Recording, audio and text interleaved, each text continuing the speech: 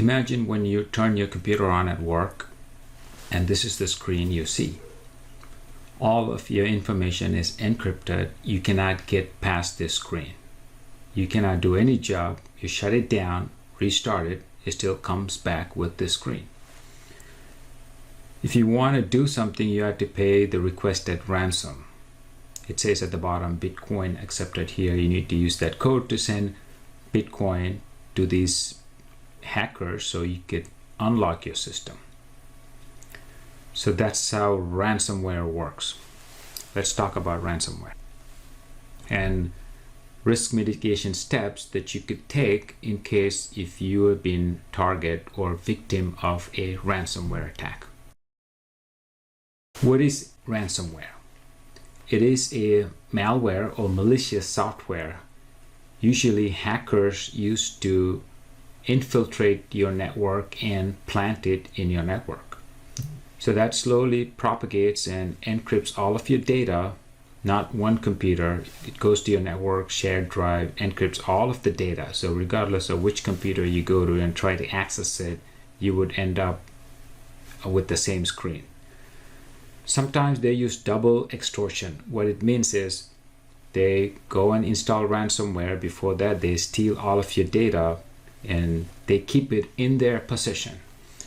So if you decide not to pay ransom, I'm just going to restore all of my data from backup because I have a really good backup and I test it regularly. If you think like that, they would say, okay, I have all of your data and I'm going to publish it on the internet. If you do not have anything to hide, that's fine. But if you're in healthcare or financial business, like banking sector, you don't want that information to be on the public. So you will have to end up paying the ransomware in order to safeguard that data or bring that data back, or not, in order for hackers not to publish your data. So they use certain software like Cobalt Strike, Mimikatz, and certain things to get into your network and plant all those things. There's a whole nother video I can talk about all these hacker tools and what they can do and how you can detect them, things like that. Let's talk about the mitigation steps. What actually you can prepare in order for you to come back and get your business up and running if you have a ransomware attack. Make sure you have a multi-factor authentication. That means more than one factor, not only like password. Include a PIN. There are a lot of authentication software available, Microsoft, Google, using your smartphone. Not only a password, but you can actually use a PIN with the password. That's called multi-factor. One factor is password. If you use a separate PIN, that's like a multi-factor.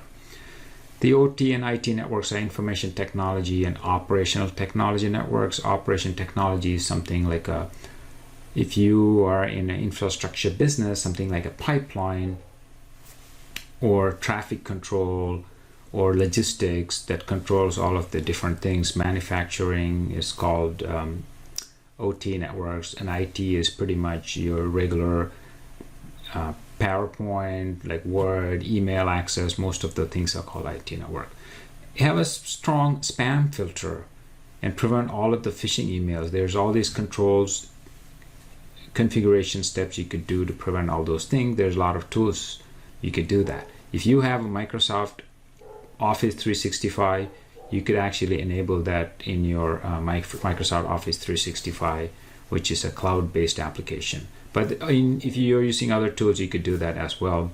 Implement a user training program and simulated attacks for spear phishing. We do that all the time to organizations. We send spear phishing emails and see if the user clicks. If a user clicks, we tell them, oh, you're not supposed to click that, but you did, but you have to go and take this 5-minute or 10-minute training so you will understand how to spot a malicious email and a good email. Filter network traffic. Don't let all of the traffic coming through. Use ingress, egress communication, and use a known IP. There's a lot of firewall rules. You can block all the blacklist websites and traffic.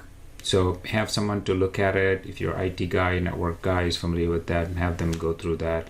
Update all the software. There's a lot of vulnerable software, which is the number one reason hackers use. They scan for vulnerable software in organizations. That's how they usually get in. If there's a vulnerability in the software, that's why people patch it immediately. They use that exploit to get into your network. Limit access to resources over the networks. Make sure the remote desktop protocol and remote access is not allowed on every single protocol. Only limit those legitimately business need and people wanted to access remotely. Set antivirus, malware programs, conduct regular scans and review the reports. Do all those things. Just don't have all those tools installed and don't do anything. Just take a look at it and fix it and look at the report. And also make sure you disable all the macros on your Microsoft Office. Don't let macros download and execute by itself. Have controls. Make sure it doesn't automatically do that. Implement application whitelisting. That means don't only allow the application that are authorized by your organization into your entity. Most of the time users bring in their own application, install it, blacklist all of those tools.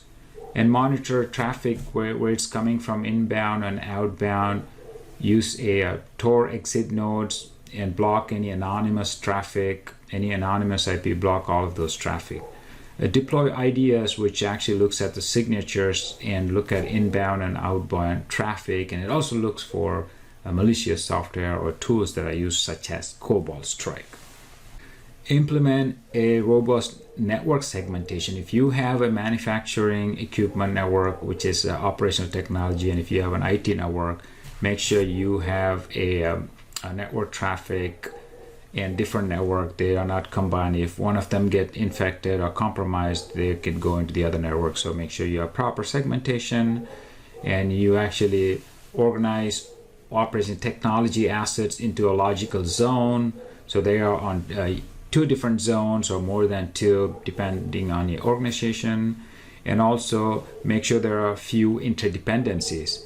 Like have different controls, separate all those networks. Don't have someone to go from OT to IT to do their tasks. Make sure they can independently do their stuff in OT, or IT person can do their stuff within the IT network. Regularly test all of the controls. If you have manual controls in place, such as if a traffic is going through, like anonymous IP is going through, make sure that's actually working. Whatever firewall controls you implemented, it's blocking that traffic. So those are the controls. If you enable your firewall rules to block that traffic, make sure they are implemented and working correctly. So that's why testing a manual control is a key thing. Backup is really, really important thing. I cannot emphasize how important the backup is. Most of the time, for a ransomware, if you have a really good backup stored somewhere offsite and offline, there are chances are you should be able to get backup and running at a different place, and some of the basic business functionality can be brought up. So backup is really key. Store your backup separately. Don't put it in the online storage where everything is connected. Disconnect the storage separately. Maintain a gold image. Regularly take a gold image, complete image, and put it somewhere, store offsite that you can take and restore independent of all the other ones.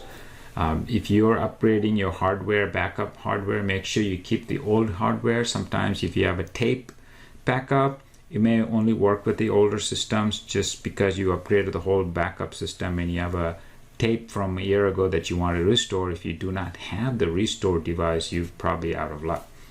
If you're a software organization, secure all your source code. You can actually build your application using a source code. So make sure you store that properly. What to do after you do all those mitigation steps if you are a victim of a ransomware? FBI and CISA, which is the Cybersecurity Infrastructure Organization, recommends you do this following step. Isolate the infected system. If you believe a system or computer or network is infected, make sure you disconnect that system from everything, network, Bluetooth, Wi-Fi, everything. You don't want that to spread everywhere.